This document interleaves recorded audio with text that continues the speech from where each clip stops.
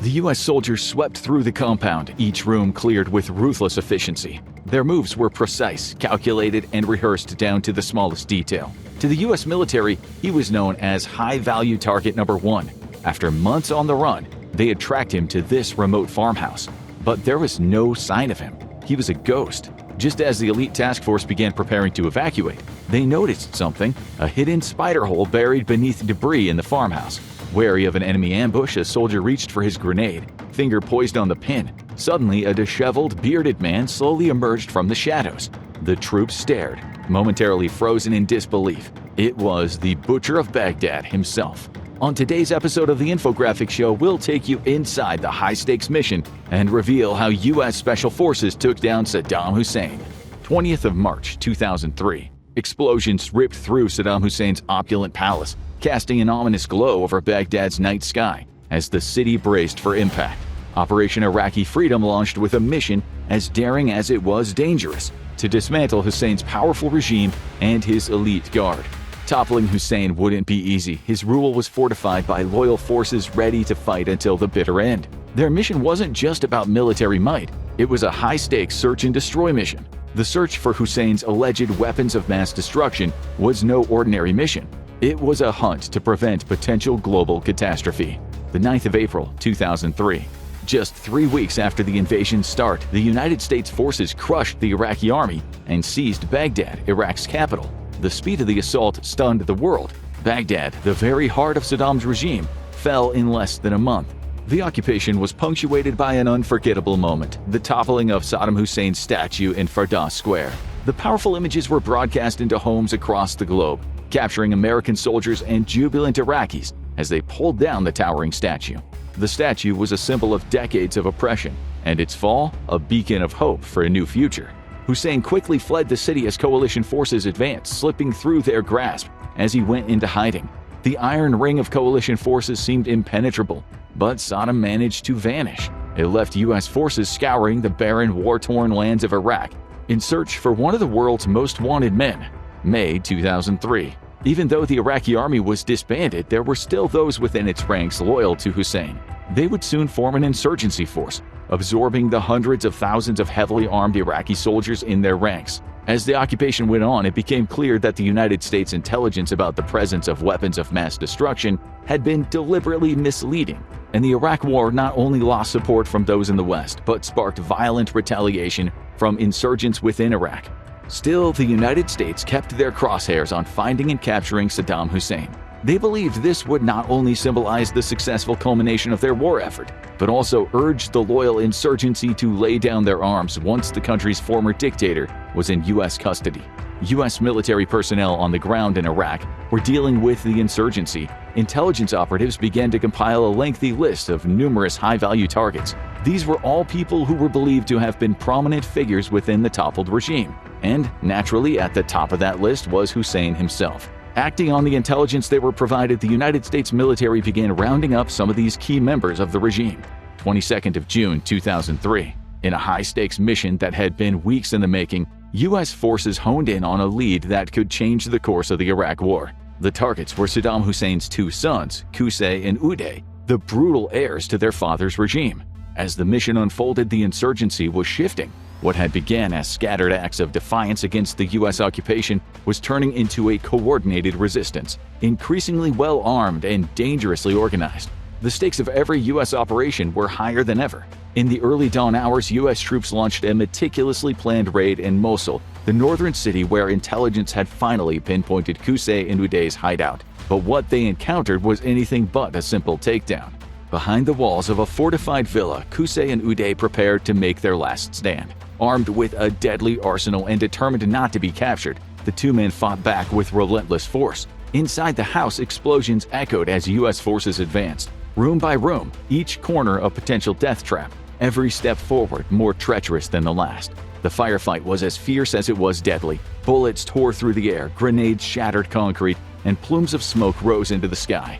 After hours of firefight, the battle ended with the deaths of both Qusay and Uday. Their reign of terror had come to a dramatic and violent end, and the streets of Mosul fell silent. For many Iraqis, it was a moment of relief, a signal that the once feared regime was starting to unravel. But as the smoke cleared, another realization began to sink in. With Qusay and Uday gone, so too were any leads on the whereabouts of their father, Saddam Hussein.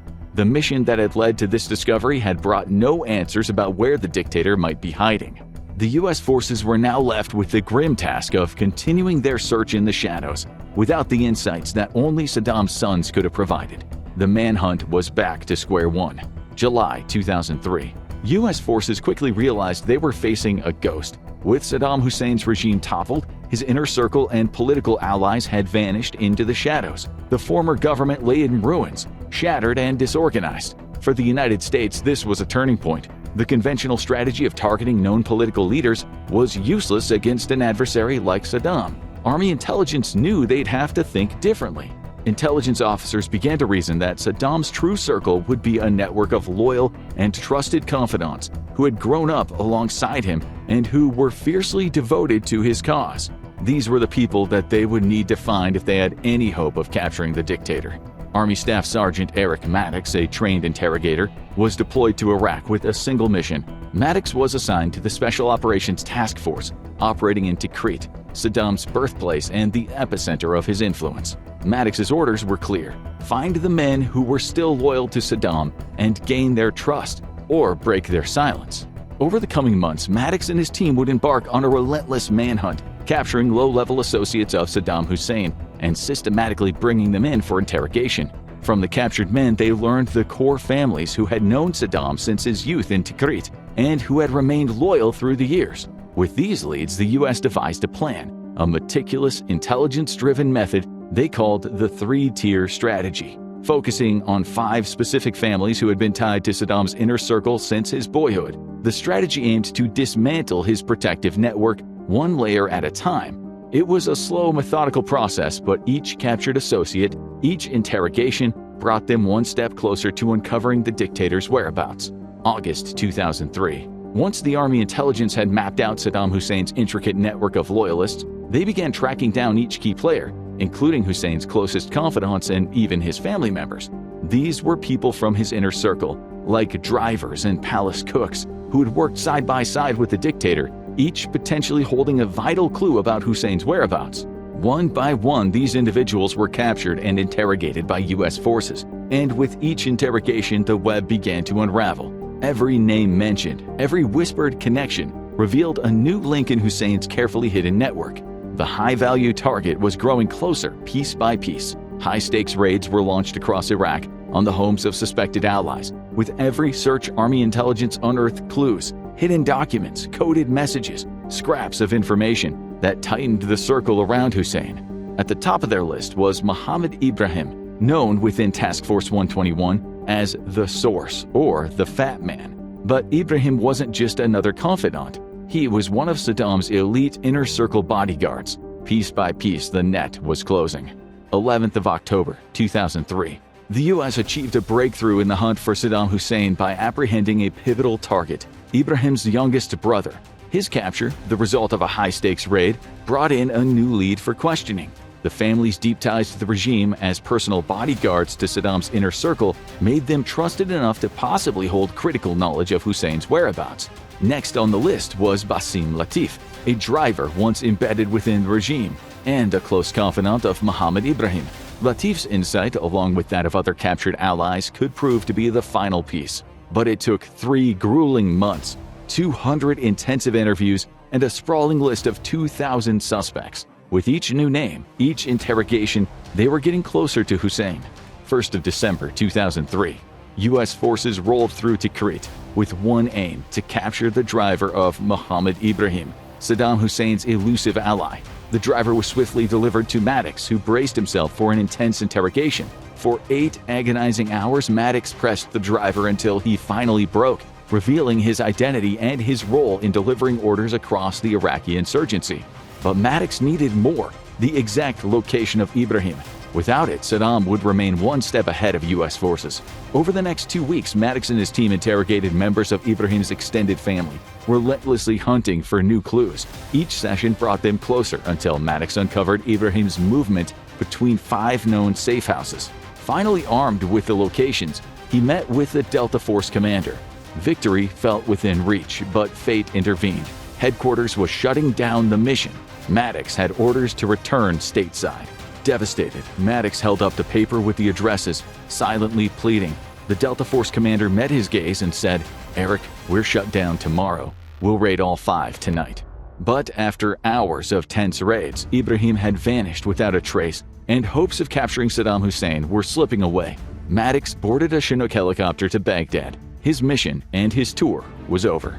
12th of December 2003. Staff Sergeant Maddox was set to leave Iraq the following day, bound for Doha for debriefing before returning to the U.S. But with time running out, he decided on a last-ditch effort to get a lead on Saddam Hussein's inner circle. Acting on a hunch, Maddox brought in 2 prisoners for one final desperate interrogation, a Hail Mary to crack the case.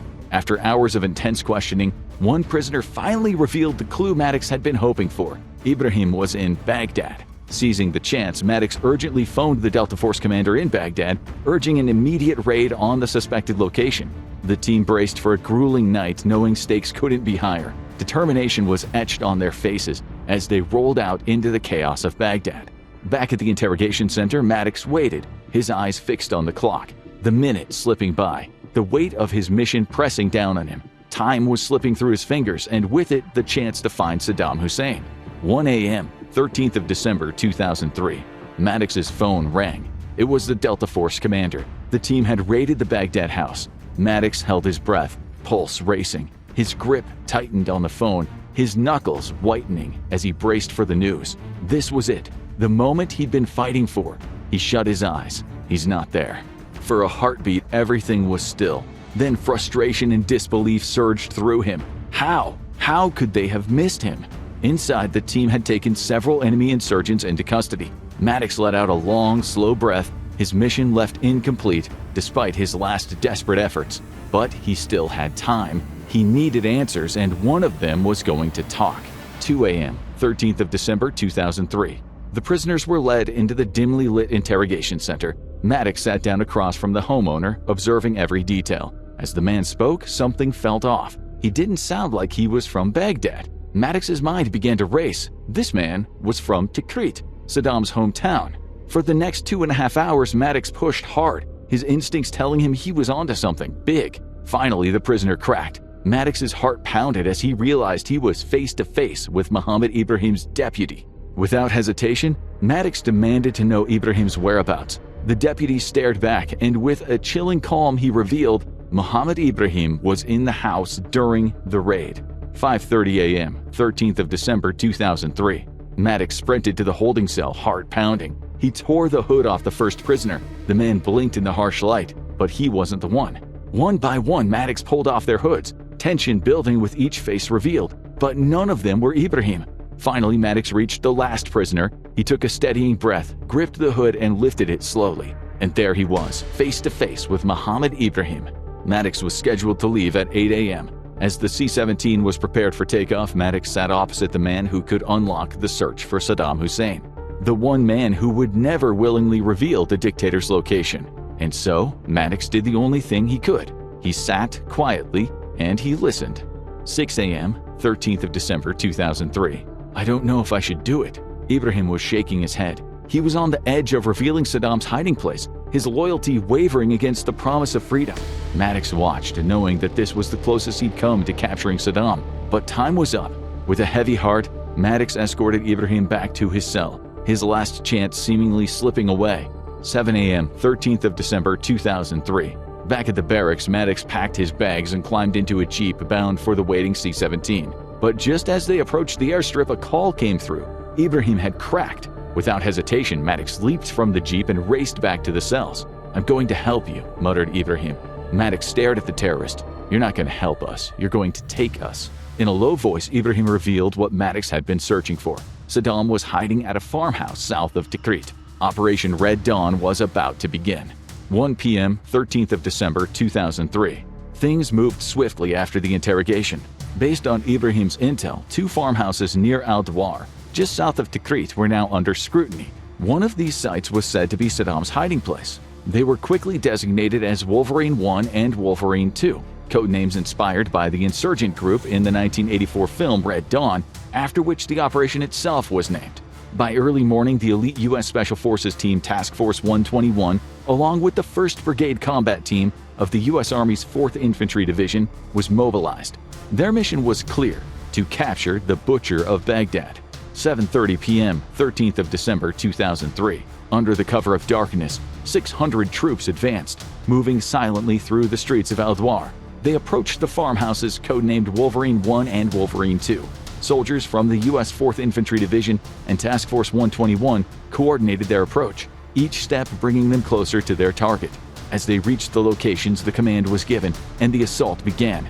With precision and determination, they moved on both farmhouses, intent on capturing Saddam Hussein or eliminating him once and for all. 8 p.m., 13th of December 2003. 2 long hours passed as soldiers and intelligence agents combed through Wolverine 1 and Wolverine 2. But Saddam Hussein was nowhere to be found. Frustration hung in the air. This had been their strongest lead in 9 months, and now it felt like another dead end. Disheartened but not deterred, the troops followed orders to seal off the area and conduct a broader search. Fresh intelligence soon pointed Task Force 121 in a new direction, a small compound nearby. As they approached, the compound appeared empty and unimpressive, little more than a basic metal structure and a mud hut surrounded by a low wall. Some soldiers nearly dismissed it, convinced it held nothing of interest. But instincts took over, and they pressed on. Inside, they found a pile of bricks and dirt, carelessly covered with polystyrene and an old carpet. At first glance, it seemed like a heap of random debris, but something caught their attention. As they cleared away the rubble, they uncovered a hidden entrance, a secret concealed under layers of makeshift cover. 8:25 p.m., 13th of December 2003. The soldiers cleared away the bricks and dirt and pulled open the entrance to a spider hole, concealed beneath rubble and filth. The lights from their wraps scanned the shadows. Wary of an ambush, the commander gave the order to grenade it. A soldier raised his arm ready to toss the grenade inside, cautious of insurgents potentially hiding in a tunnel network below. But before he could release it, a figure rose slowly from the darkness, hands lifted in surrender. A disheveled man emerged, blinking into the light. The soldiers tensed, weapons trained on him. It was Saddam Hussein. Task Force 121's translator rushed forward and grabbed Hussein, slapping him furiously. Years of pent-up anger and hatred laced every hit. Saddam was pulled away from the irate translator, a Special Forces soldier, knocking a Glock 18C from the dictator's hip. He bent down, picking up the handgun, a prize that would later become a keepsake for President George W. Bush. The man before them bore little resemblance to the feared dictator who once controlled Iraq with an iron fist. Saddam's face was unrecognizable, his beard wild, his hair matted, his clothes stained and worn from days spent underground. He glanced around as if coming to terms with the fate he could no longer avoid. In English, his voice flat but defiant, he spoke. "My name is Saddam Hussein. I am the president of Iraq, and I want to negotiate." But the soldier's steely gaze told him all he needed to know. The Special Forces leader leaned down, calmly resetting the cover on the spider hole before turning back to him. His voice was cold, final. "President Bush sends his regards." With those words, Saddam's final chapter had begun. The soldier snapped photographs capturing the once mighty dictator in his pitiful state. He was a shadow of the ruthless figure who had ruled Iraq. But one thing was certain: his time was up. 9:15 p.m., 13th of December 2003. Saddam Hussein, continuing to offer no resistance, was bundled aboard an MH-6 Little Bird helicopter. With soldiers securing him on either side, the helicopter sped toward a secure location, the U.S. Army's support site for the Tikrit mission. There, Hussein's identity was confirmed, his haggard face a stark reminder of his downfall. Moments later, another helicopter arrived, an imposing MH-60K Black Hawk. Hussein was moved aboard, the Black Hawk's powerful engines roaring to life as it prepared to take him from Tikrit to Baghdad. His face remained expressionless. The man who once commanded an empire, now silent as they flew toward the heart of Iraq, the former seat of Hussein's power. Upon arrival at the Baghdad International Airport, Hussein was escorted under tight security into military custody. Word of his capture spread quickly, and soon a press conference was convened. Lieutenant General Ricardo Sanchez, the top U.S. military commander in Iraq, took the podium. The room fell silent as footage appeared on the screen. Saddam Hussein, disheveled and gaunt, sat under the clinical gaze of an American doctor who checked his vitals and examined his face closely. As the press conference concluded, the world had finally seen the end of an era. Saddam Hussein, now stripped of his power, sat quietly under the cold lights of his cell, his fate sealed, and his capture broadcast to the world. 14th of December 2003. Ladies and gentlemen, we got him. Those 6 words spoken by U.S. official Paul Bremer would echo across the world, marking a pivotal moment in history. Saddam Hussein's discovery had sealed his fate. His capture was the final chapter in an era of brutal crimes against humanity committed under his rule. After being detained in Baghdad for 6 months, Hussein was formally handed over to the Iraqi interim government, the new authority that had emerged in the vacuum of his regime. In 2004, he stood trial for his role in the massacre of Shia rebels back in 1982. The trial was tense, marred by turmoil. Hussein's own lawyer was murdered during the proceedings, and even the chief judge resigned, overwhelmed by the gravity and conflict surrounding the case. But on November 5, 2006, after 2 years of courtroom battles, Saddam Hussein was found guilty of crimes against humanity and sentenced to death. In the early hours of December 30, 2006, Saddam Hussein was led to his execution, a death by hanging. The fallen dictator, once a symbol of absolute power, met his end in the stillness of dawn. A dark chapter in Iraq's history had concluded. If you were on the team that captured Saddam, what would be running through your mind in those final moments? What strategy would you use to bring him down? Leave your comments below. Now go watch how the SEAL team took down Osama bin Laden, or click on this video instead.